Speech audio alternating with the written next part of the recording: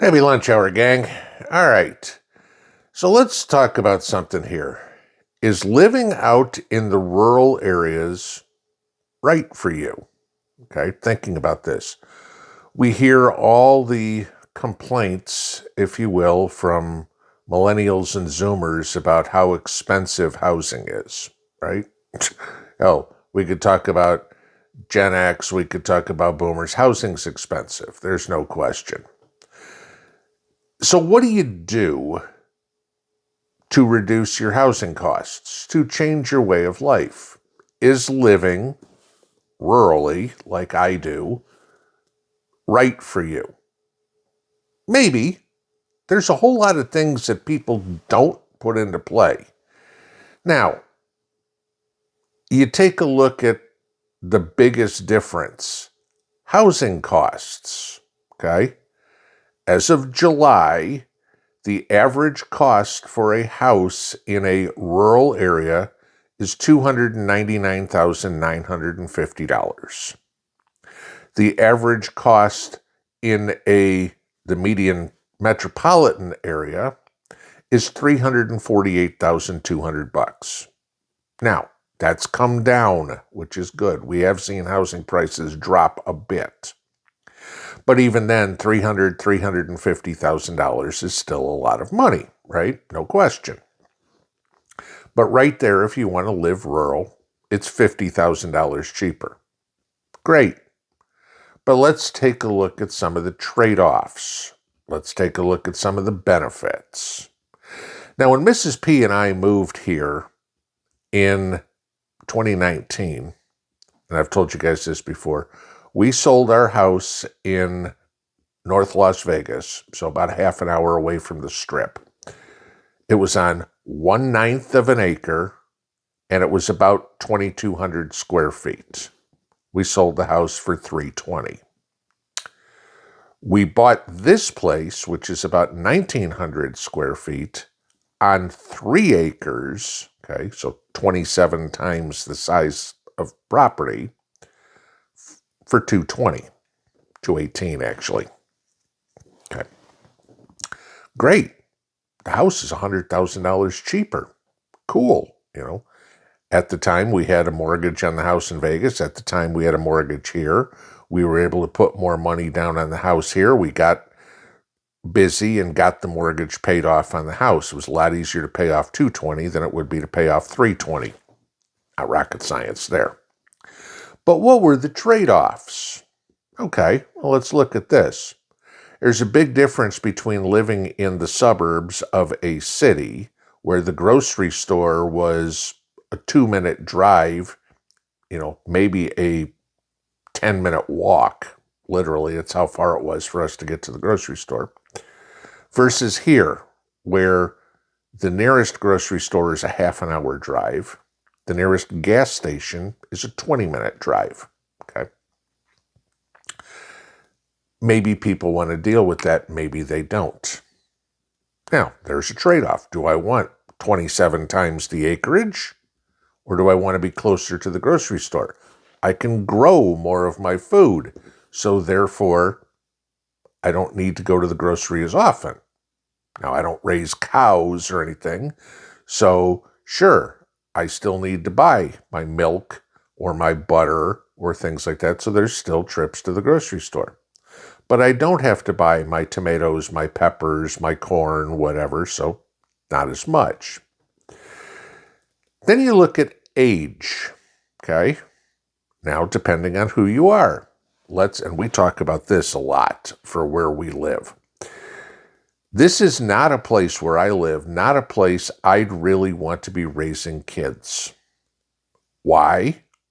Because there aren't a whole lot of kids around. The school, okay, the high school, I'll give you this. The elementary school is a 15-minute drive away. The middle school and the high school are a half an hour drive away. So if the kids are getting on the bus, and all the bus stop it's going to make, they've got a 45-minute to an hour-long bus ride each way to school each day. And then their friends live half an hour away or whatever. So all of a sudden you wind up Mom, can I go over to Timmy's house? You have to drive me.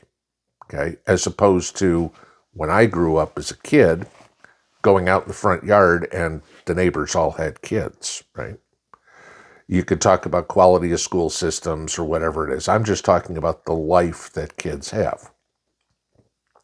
Now, sure, there's still organized sports, baseball, football, whole 9 yards, cheerleading, volleyball, pick one for the kids at school.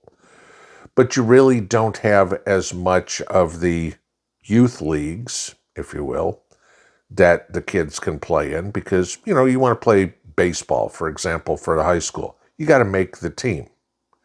You want to play youth sports, at least when I grew up, everybody made a team and you got to play no matter how good or not good you were, right? You still got to play. All right. Then you look at the issues of what's there to do for kids. Well, around here, there isn't a movie theater. The bowling alley's an hour away, okay? There's not a whole lot of those types of activities.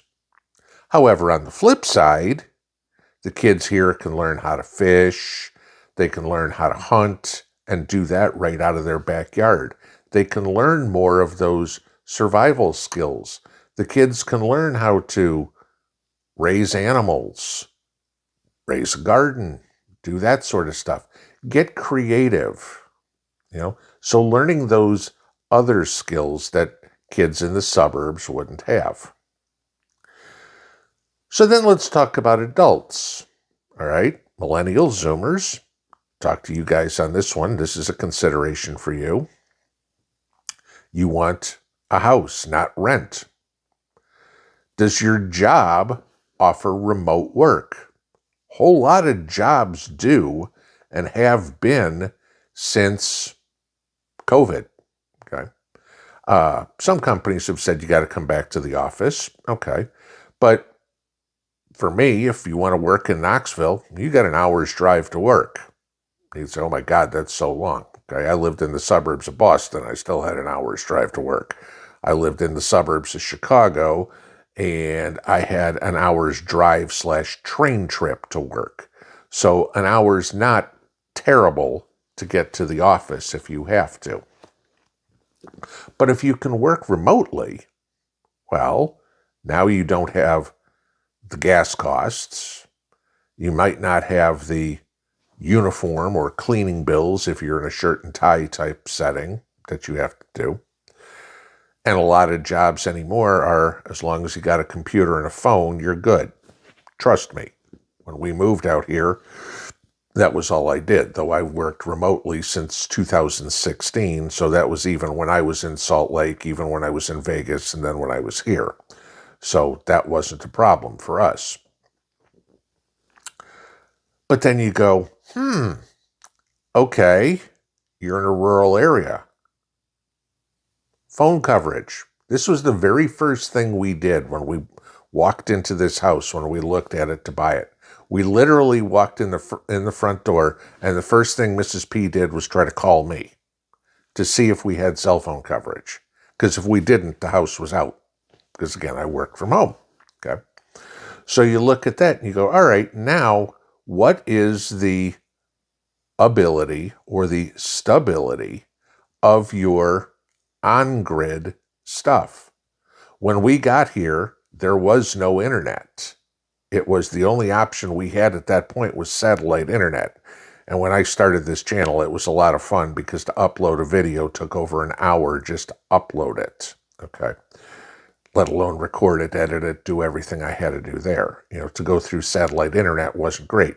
Oh my God, it's cloudy, your internet sucks. Okay.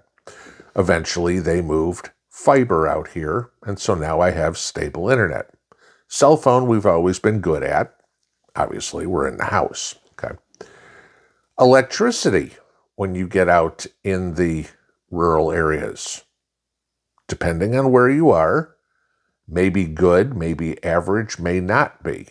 When we moved here, 2019, the power would go out reliably about once a month. Now it's a lot better, okay? And even when it does go out, I don't notice it that much because Mrs. P and I have most of the house on solar. So then you look at how far you want to go. Okay, I want to be out in a rural area. Okay. How about a hospital? You're older. Okay. Maybe going to the doctor is something that you do quite often. For me, the hospital is 40 minutes away. My doctor, obviously I use the VA, is an hour and 20 minutes away. So yeah, there isn't the convenience where the hospital's just up the street or the doctor's office is around the corner. It's a drive. Can you handle that? How often do you need to go to the doctor? What are your risks to go to the hospital? Sure, you save $50,000 on a house, but it doesn't do you a whole lot of good if you ain't alive to enjoy it. Okay. The lifestyle out in the rural areas is very different. There isn't something to do. There isn't excitement all around, which is good and which is bad. I don't worry about crime around here. There's hardly any. Okay. Don't have carjackings. You don't have murders, anything. Maybe you have the occasional person that got arrested for DUI, the very rare occasion, at least that I hear about somebody getting arrested for drugs. Okay.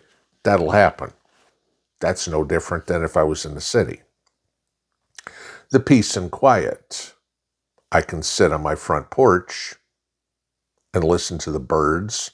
I can see lightning bugs. I hadn't seen lightning bugs in a couple of decades living in the suburbs.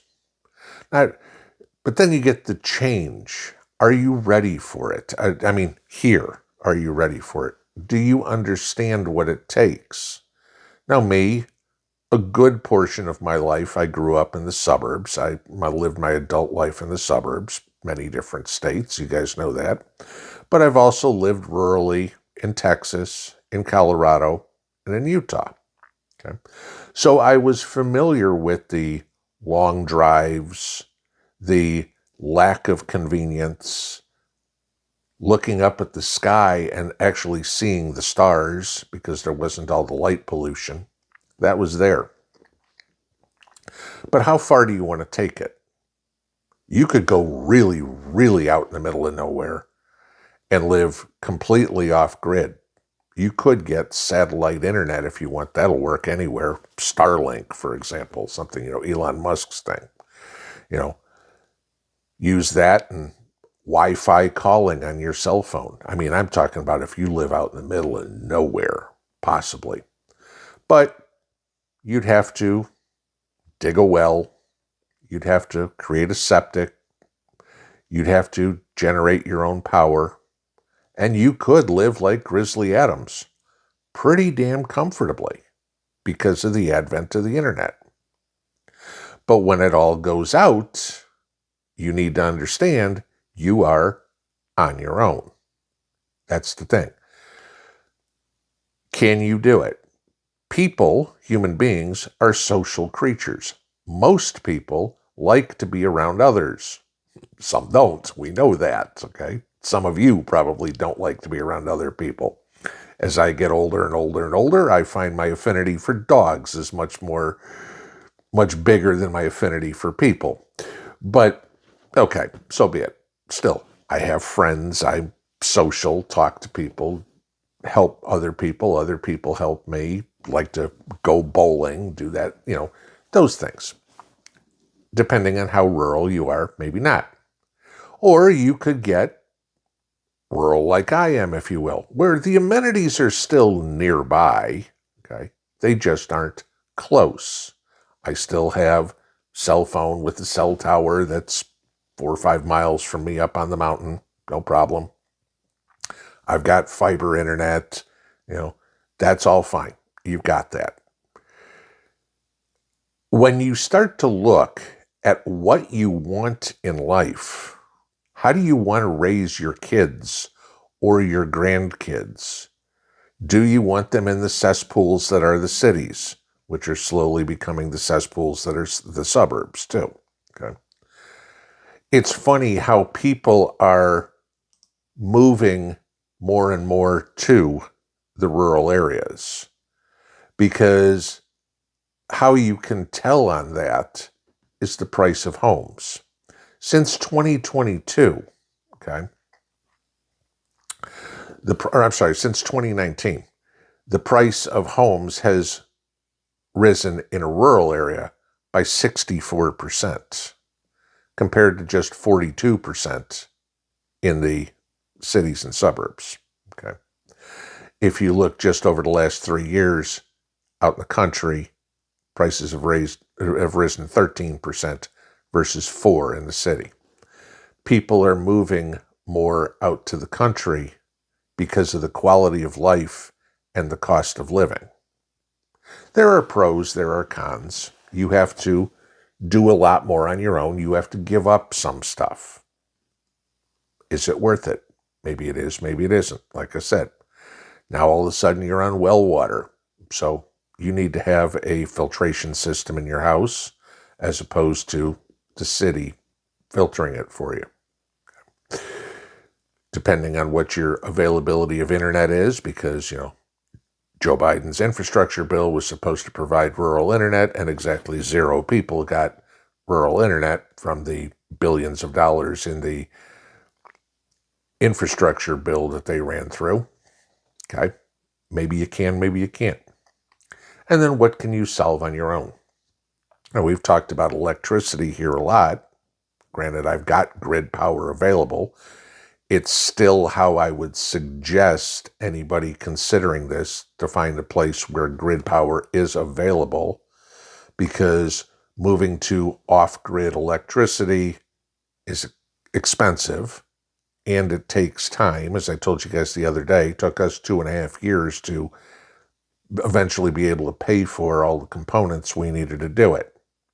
I still had power because we were still on the grid.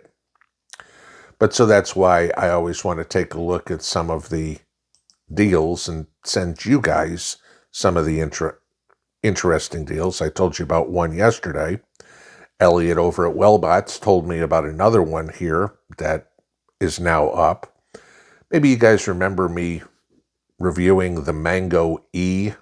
Okay. I think if I remember showing you this, it's a 120 or 240 for this one. If you've got 2 units, you can connect them 240. I think if I remember correctly, I showed you me hooking up my dryer to it. Okay. But he was telling me yesterday about Sunday, right? I'm still talking this stuff.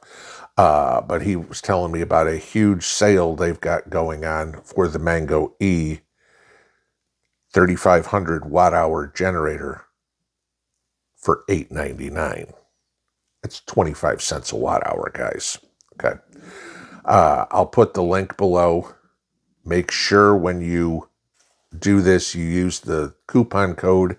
It's 700 Pinball Mango if you're interested in this one.